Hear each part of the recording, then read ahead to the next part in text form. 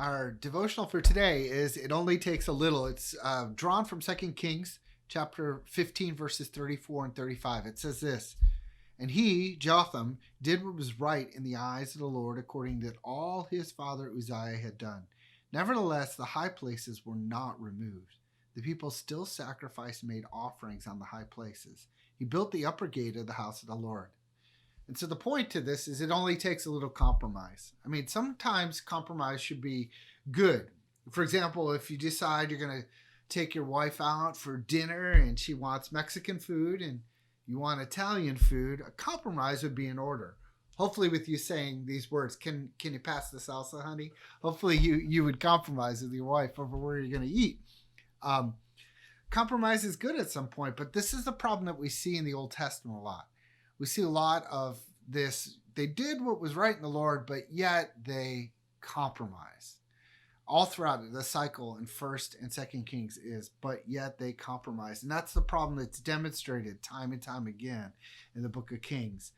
Some of the kings are really, really bad. Kings like Ahab, and some are really good. Kings like Josiah. But many follow this pattern that Jotham follows, which is like they're kind of good, which is kind of like we are in life. You know, we kind of sometimes do the right things, but we don't go all the way.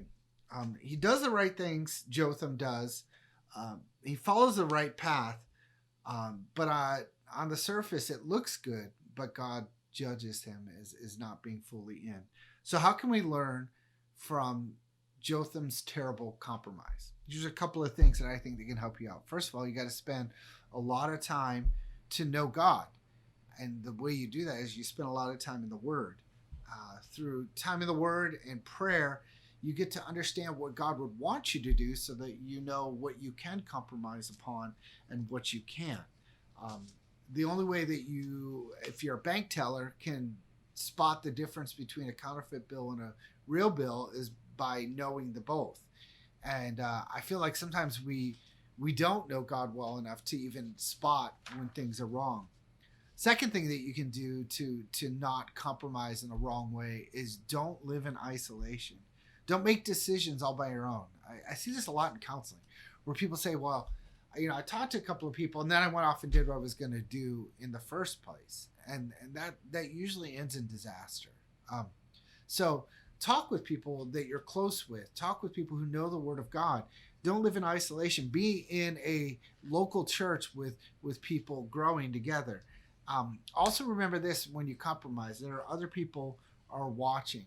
And your life often is the gospel that people see first. They see that you say you're a Christian, you live a certain way, but if you compromise in certain areas, they don't believe what you say. It's kind of like, don't tell me what you know, but show me what you know.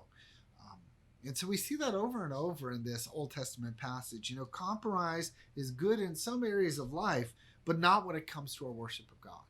And so let's learn from Jotham, compromise in the right places and not compromise in the wrong places. You're loved. See you next week.